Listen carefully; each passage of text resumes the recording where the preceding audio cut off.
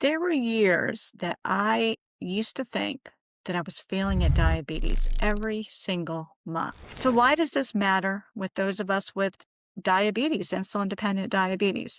So, insulin that worked beautifully 2 weeks ago suddenly feels weaker, and that can make women, it can make us panic, overcorrect, or just feel completely defeated, like we've lost a sense of knowing what to do with diabetes. And this is usually where women start blaming themselves. This is the emotional response that we tend to have when, I know, especially when we have higher sugar because we're not feeling too good anyway. We're a little cranky when our sugars are going high, or it's a little frustrating, or it's fluctuating. And that's another part of it. Not only are we hormonally challenged, but we are blood sugar challenged. So here's some practical tracking tips to do that. So track for 3 months minimum. Again, you can do this on a piece of paper and pencil. Maybe you have an app on your phone. I do have a tracking system that is going to be, or I should say a tracking chart. It's going to be part of the book resources. So that's something to look forward to when you purchase your book. But to go ahead and track for 3 months, the patterns matter more than isolated days. So seeing how things kind of bump up with each other for 3 months minimum. There were years that I used to think that I was failing at diabetes every single month. Same meals, same insulin, same workouts, and yet suddenly I was waking up higher, correcting constantly, craving carbs, and wondering what I was doing wrong. I don't know if this is something that you are asking yourself. Hopefully, maybe you are starting to learn sooner than I did. Again, this was 20, 30 years ago during the time that I was still cycling every month. So there was a lot of things that were not shared with us women. And then my period would start and everything would calm down almost overnight. I almost gained some sensitivity. So the opposite of what happened during that time reversed itself. So I went from being very resistant with insulin to being very sensitive with insulin. But nobody said anything. This was never explained to me. The doctors, I was not necessarily attached to any sort of diabetes community in those days. So I didn't have other women that was validating this for me or other people, and certainly not doctors. So if you've experienced this too, I need you to know you are not doing diabetes wrong. And today I want to validate you, women who often blame themselves first, and who just want to tighten control. They want to try harder instead of recognizing the patterns and really understanding what's happening, why your body's doing this. Life with diabetes as a woman, a whole lot easier if we understand the why. I'm a big believer in digging into the why. Takes the pressure off, that's for sure. And it takes the stress and the self-blame off. So the emotional exhaustion of doing everything right, well, guess what? Hormones can temporarily change insulin sensitivity dramatically. So today we're going to dive into that. And I want to just remind you, if you are new here, or maybe you've been listening for a while, but you're not yet following the show, just hit that plus button up or wherever you are watching right now. Just be sure to follow the show. That way you can stay in touch, in the loop, get notified of the weekly episodes that I bring to you, along with some guests that I bring in. Lots of really good things happening here on Type 1 and Midlife. So I hope that you join us and become a regular listener here.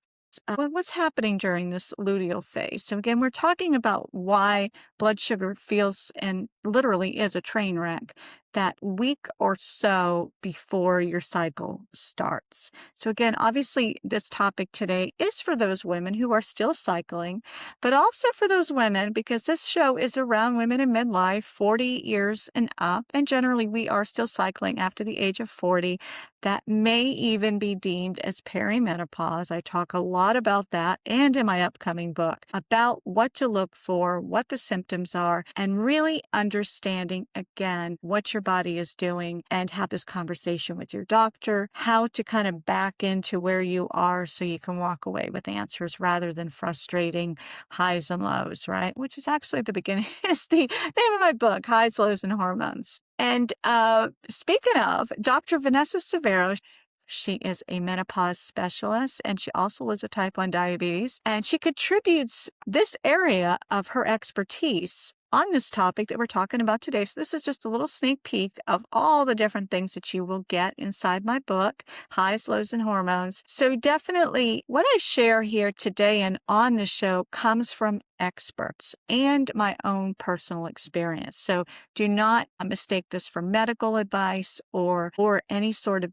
direction on changing any of your settings and any sort of area of your healthcare plan. Our aim here is just to inform and to support. Ovulation happens mid-cycle, early day 14, sometimes day 14 to 16. I guess, again, it varies, right? And during that time after ovulation, this is when progesterone goes up. So the levels of progesterone, as it should, rises. And this is called the luteal phase. So there's the early luteal phase, and then there's the latter or later luteal phase, because it can generally last anywhere from 7 to 14 days. So again, everything's different. Each month is going to be different, especially if you are approaching or already in perimenopause. That's when things get a little wacky. So again, the luteal phase, usually the 7 to 10 days before your bleeding begins, or the first day of your cycle. So what progesterone can do, this is what it can do. It increases our insulin resistance. It raises our fasting glucose. So those numbers when we wake up in the morning are higher than we expect or should be or could be, and all the things. So it's one of those things that's asking yourself, well, what changed? Well, hormonally, things change. So that is what is driving those changes. Progesterone can also cause delayed corrections. So again, we're trying to figure out what's happening. So we are throwing a little bit more, corrective boluses, or you're taking an extra bolus of insulin just to try to kind of offset what seems to not be making sense. Progesterone also increases inflammation and fluid retention. So these are things that we need to be aware of. It can increase our appetite and our cravings, and it impacts sleep and our stress response. So when progesterone is on the higher end, so that is why we tend to feel a little sleepier, maybe not as energetic during this luteal phase, and that is why we can tend to sleep better. We can tend to have less of a reaction to things, stress related. So yeah, there's a physiological reason why this is happening and why these hormones fluctuate. So why does this matter with those of us with diabetes, insulin-dependent diabetes? So insulin that worked beautifully 2 weeks ago suddenly feels weaker, and that can make us panic, overcorrect, or just feel completely defeated. We've lost a sense of knowing what to do with diabetes. And it can feel like your insulin pen or your insulin pump is suddenly lost power. It's lost connection. Maybe you think that you have a cannula that is kinked or not connected, or a failure in any sort with your insulin pump, or your insulin is old. I remember just racking my brain during those days. Well, maybe my insulin's getting old. Maybe my injection site the scar tissue is built up, so I'm not absorbing it like I once did. If all this sounds familiar, believe me, I've been there.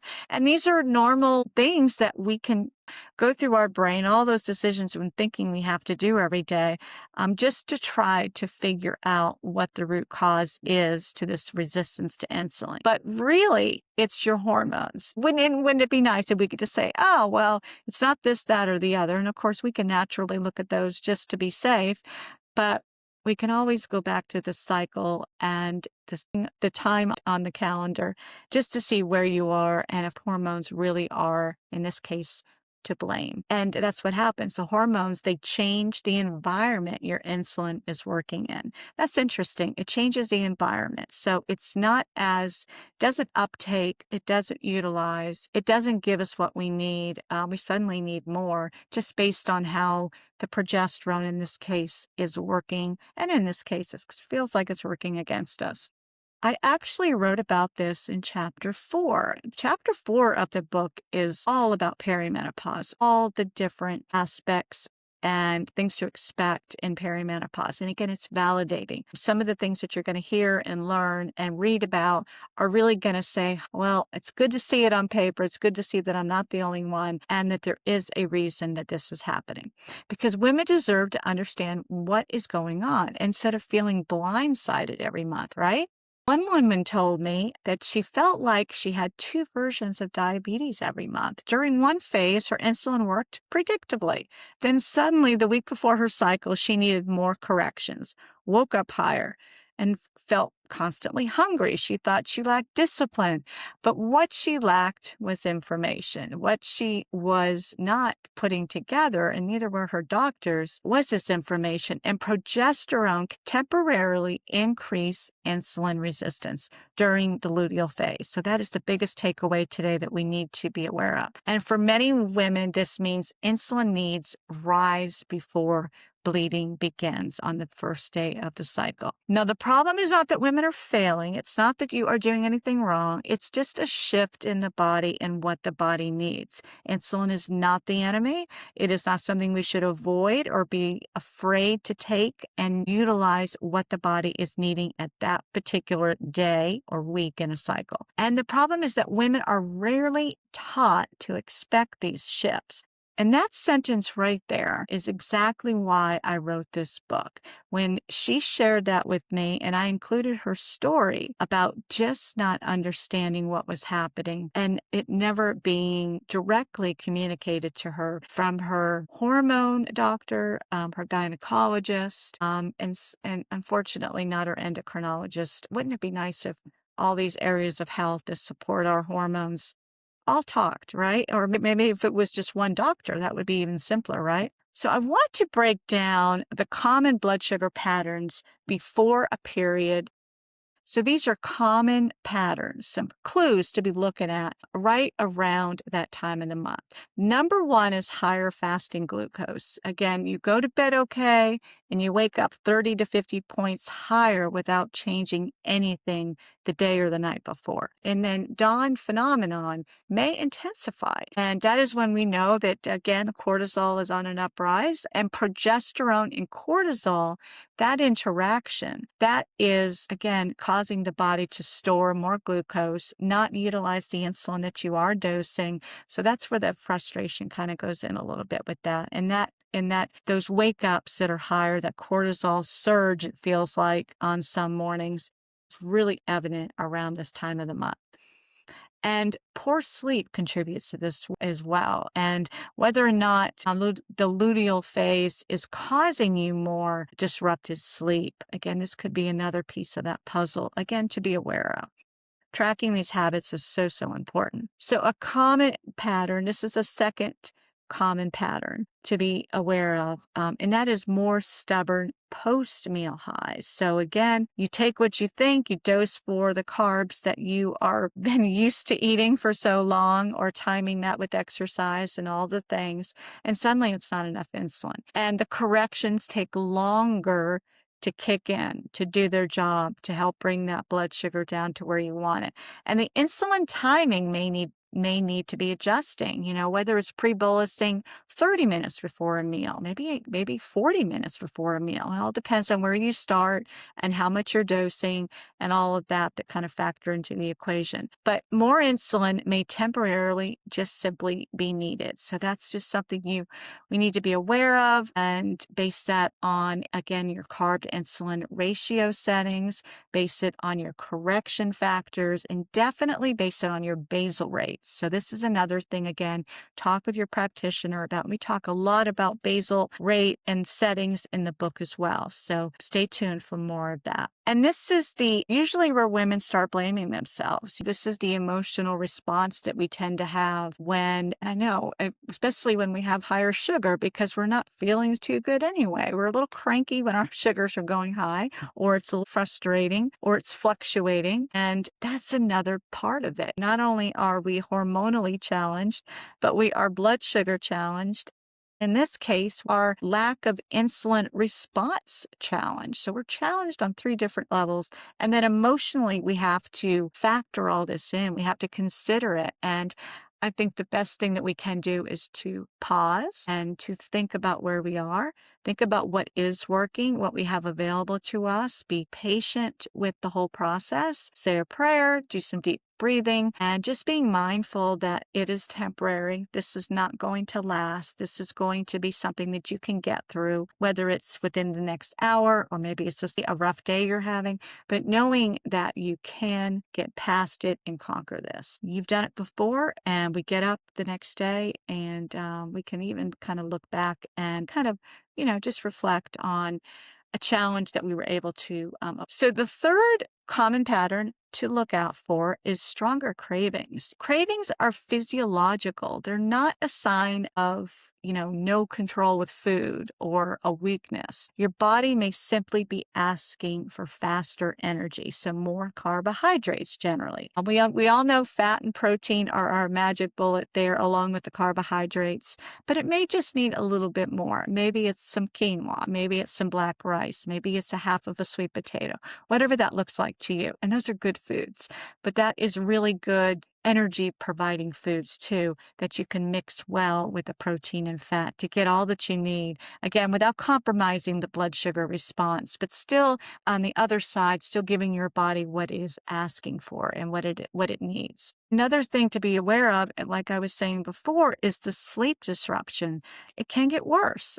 So again, being mindful of that, maybe looking closer at your bedtime routine, bringing in some sleepy tea. I love that. Making sure you're getting the magnesium before bedtime, doing some gentle stretching, some deep breathing, maybe just doing a data dump of what's happening the next day that might feel overwhelming on your brain, and you don't want to take that to bed with you. Maybe just journaling and writing that down. A gratitude journal is a great and peaceful way to end the day as well. And just remember, you are not weak because you want carbs before your period, okay? It's just what your body needs at this time. So give it what it needs, enjoy it, and pretty much adjust the rest, right? So common pattern number 4 is the lower HRV and stress sensitivity. So this is interesting because, and I've talked about this in previous episodes, you can go back and check that out. And HRV is a heart rate variability. So we want to be in a parasympathetic nervous system. So we want to be in a more relaxed sense of calm, especially when we're sleeping, because obviously it's a better night's sleep and our cortisol levels stay in a range that's healthy and not spiking. And that in tune helps blood sugar. So connecting the nervous system and the glucose, really, really important, becomes more reactive when sleep drops or we get less sleep. And then stress rises and then hormones fluctuate. All this is happening at the same time. So again, it's really important to recognize this, the emotional overwhelm and the feeling of exhaustion, feeling off, all these things that may happen. But if you know ahead of time and you can bring in some practices that are going to offset it or soften it, then you are the winner with all of this. I promise, again, information is powerful. So let's find a way. Now let's talk about tracking without panicking. So again, it's observation. It's just being aware. And so we stop reacting emotionally when we start recognizing patterns, right? So when you can see that things are kind of tying together and it makes sense. And it's something, even in perimenopause, it can feel like it's changing. It's jumping around a little bit as far as the consistency and the timing of your cycles and the length of your cycles, but still recognizing that you are aware and you're cognizant and you're giving it notice and that you're taking the time to recognize the patterns. It's so, so important. So here's some practical tracking tips to do that. So track for 3 months minimum.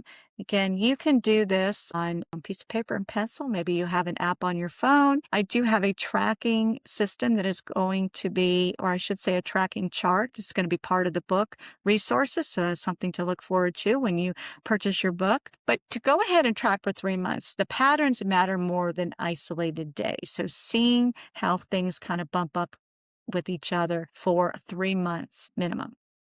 And mark the cycle days in CGM apps. So day 1, first day of your bleeding, watch for trends. and small insulin adjustments. And examples are maybe you need to just make a slight basal increase. Temporary basal rates on your pump could be something that you look into or test. Again, talk with your practitioner about that. And your correction factor adjustments. Again, always work with your provider when making insulin changes, especially if you're newly diagnosed or just unsure with which way to go. Again, definitely ask those questions. The goal is not chasing perfect numbers. The goal is reducing the surprises, right? To be better prepared, to not be, again, sideswiped by that. It's like, okay, and I think the easiest way to do that is when you are tracking for, say, 2 to 3 months. I mentioned 3 months minimum. And you can look at that as far as the day of the week, the days of the weeks, and the timing of your cycle, what's happening with you physically, what's happening with you emotionally, what's happening with you blood sugar wise, insulin need wise, and just noticing that. And then as those patterns are becoming more recognizable, that is when you can make some adjustments and talk to your practitioner about making some adjustments to your settings and your insulin dosing, and whether or not you need more carbs, less carb, all the things that we have to kind of make decisions around. So tracking your cycle is not about becoming obsessive. It's about becoming informed. Again, it's really important. And the book comes with companion resources, like I mentioned, to help you put what you learn in the book into action, and also a menstrual cycle and insulin sensitivity tracker. So you will have access to that. It is a tracker that you can set up and utilize every month. You can start over at the next month and track again. Again, it's a good way to keep it and store it and look back and refer to it. Easy to use, and you can use it on desktop or mobile as well. And when women begin recognizing patterns, instead of reacting to random numbers or fear, our fear decreases. It really will. And data becomes communication instead of judgment. Now, women often feel dismissed. Hormone shifts are real. Get it? I've been there. I was in it when I didn't realize it was hormones. So this another reason I definitely wrote this book, because again, all the things I wished I had when I was going through these cycle changes, incredible. All the things that I missed, and I literally had to stumble through it and figure it out. And a lot of highs and a lot of lows and a lot of frustration in between. So that's something I hope and pray that you can eliminate and avoid. And those monthly glucose variabilities, it's exhausting. I understand that. And it's just so important that you know that you are not alone in this. Many women have spent years apologizing for their numbers when they go to their endo, when the endo's asking you, what happened here? And they're like, oh, it's life with diabetes. Oh, did you know I had a hormonal cycle every month too that maybe we should be talking about, right? But again, it doesn't tend to be part of the conversation, but it should be. So maybe you can bring that up. And again, our group coaching circle, my type 1 and midlife group coaching circle, this is exactly what we talk about. We dive into exactly what we're each experiencing, our relationship with hormone therapy, where we're going with that, and how we're working with our practitioners, and all the areas of life that impact blood sugar and hormones. So it crosses over for sure. And we just try to meet it in the middle and love on it. And we're there for each other. It's a great group. You can check out more information right here in the show notes. Again, these were things that we were never taught about. And that is my goal here on the show, in my coaching, and obviously in the book that is coming out soon, Highs, Lows, and Hormones. So understanding your body better, it's not being obsessive. It's being a good steward of your body, taking care of your body, knowing that you need to live well,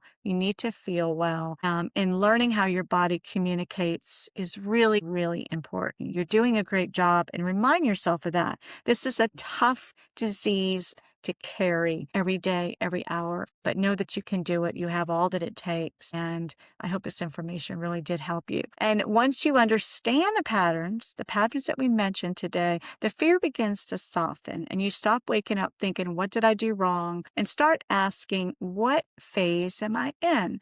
What does my body need today, this week, this time of the month?